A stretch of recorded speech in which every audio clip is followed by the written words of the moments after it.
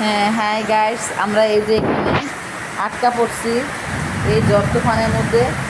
আমাদের সাথে সাথে একটা ব্যাঙও সে আটকা পড়ছে। এই যে ঘরের মধ্যে পানি সইতে করতেছে মানুষজন। ব্যাংকের অবস্থা ভালো মতো হ্যাঁ করতে হ্যাঁ, এখন বাহিরে অনেক বৃষ্টি ঝড় উঠতেছে, ঘরের মধ্যে পানি, আমাদের অবস্থা অনেক খারাপ। এই যে তো বৃষ্টিতে আশ্রয় পাইছো। হ্যাঁ, বৃষ্টিতে একটা অন্তত ঘরে। একটা ঘরে